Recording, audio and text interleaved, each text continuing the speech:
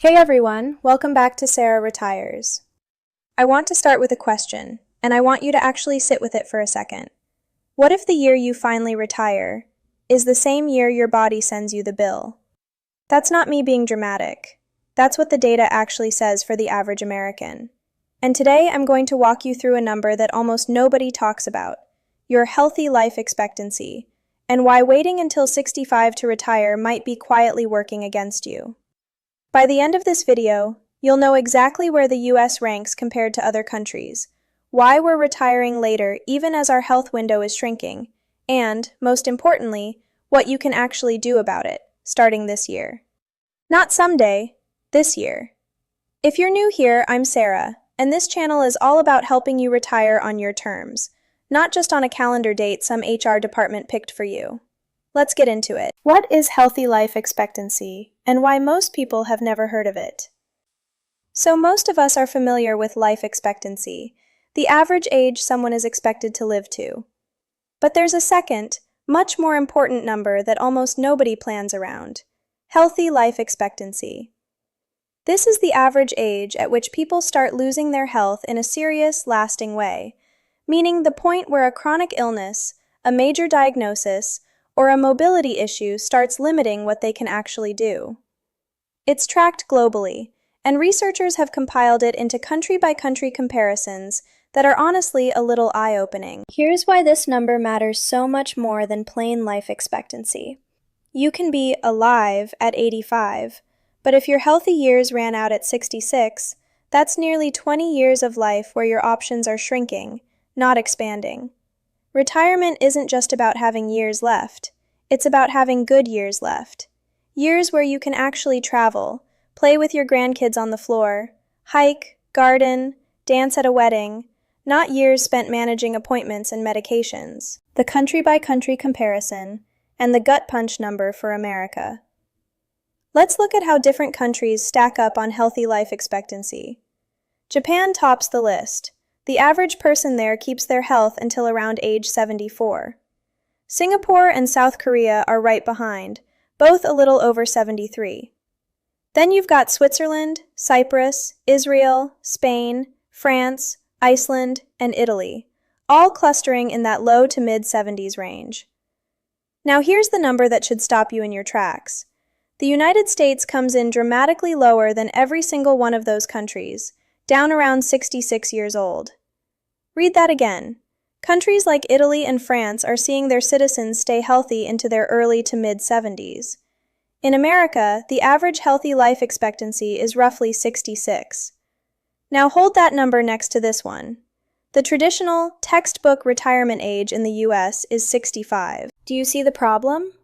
For the average American, the health window is closing right around the same time the retirement gate is finally opening. We're talking about a gap that, for a lot of people, might only be a year or so of healthy retirement before things start to change. I want to be really clear about something here. This is an average. It is not a prediction about you personally. Plenty of people are healthy and vibrant well into their 80s, but averages exist for a reason, and if you're building your entire retirement plan around, "I'll enjoy life after 65, this is exactly the kind of number that should make you pause. We're retiring later, not earlier. Here's what makes this even more concerning. While our healthy years are shrinking, our actual retirement age has been creeping later and later. Looking at recent survey data on when Americans actually retire, the pattern is pretty stark. Only a tiny fraction of people retire in their early to mid-40s. By ages 50 to 54, only about 6% of people have retired, and many of those are involuntary retirements, not planned ones. In the 55 to 59 range, only around 11% are retired, and that percentage has been cut roughly in half compared to where it stood back in 2007. By 60 to 64, only about a third of people are retired, down significantly from a couple of decades ago. Even in the 65 to 69 bracket, close to a third of Americans are still working. And remarkably, a meaningful chunk of people are still working past 70, and even past 75. So the trend line is moving in the wrong direction. We are working longer, later into life, at the exact same time our healthy years are, on average, ending earlier than almost every comparable country in the world. This isn't a guilt trip, it's a wake-up call. If you're in your 40s or 50s right now watching this is the moment to ask yourself the question most people never ask. Am I planning to retire when I'm allowed to, or when it actually makes sense for my health and my life? The 1,000-week reality check. Here's a way to make this feel real instead of abstract. Once you hit 60, on average, you have less than 1,000 weeks of healthy, active time left. 1,000 weeks sounds like a lot until you actually do the math. That's less than 20 years, and it goes by fast. Weekends blur together, years slide by, and most of us don't treat those weeks like the finite, precious resource they actually are. I'm not saying this to scare you. I'm saying it because I think most of us live like we have unlimited healthy time when the data says otherwise. And once those healthy weeks are gone, no amount of money in a brokerage account can buy them back. So the real question isn't, how much do I need to retire? The real question is, how do I make sure I actually get to use my healthy years instead of trading all of them for a paycheck? That leads us to what you can actually do about this. 3 things you can actually do about it. 1. Protect your health like it's an asset, because it is. Most people manage their 401k more carefully than they manage their own body. But your health is the one asset that determines whether all your other assets even matter. That means prioritizing real food over convenience food, moving your body regularly, even just consistent cardio a couple times a week, and paying attention to maintaining muscle mass as you age. You don't need to become a bodybuilder. You need to be able to get up off the floor, carry your own groceries, and keep up with your grandkids when you're 70. 2. Build an actual retirement plan, not a retirement wish. Ask yourself the real question. What would it actually take for me to retire 5 or 10 years earlier than I'm currently planning?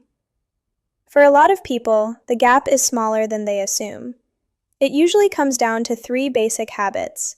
Spend less than you earn, actually invest what you save instead of letting it sit, and avoid the financial traps that quietly drain a lifetime of savings, like carrying more property and more expenses than you actually need.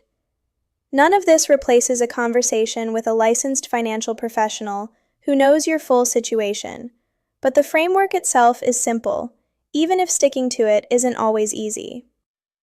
3. Get serious about how your money is actually invested. Most people assume that picking the right stocks is what drives investment success. But the research consistently points somewhere else. The split between stocks and bonds in your portfolio, your asset allocation, is what drives the vast majority of your long-term investment outcome. And, just as important as the numbers is the emotional side. Knowing how you'll actually react when the market drops 20, 30, even 50%, because it will at some point. That's a conversation worth having with a professional before you're in the middle of a downturn, not during one. The honest takeaway. Here's what I want you to walk away with.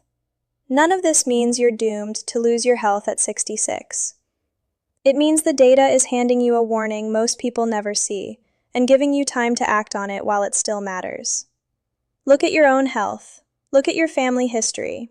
Be honest with yourself about both. Then ask the harder question.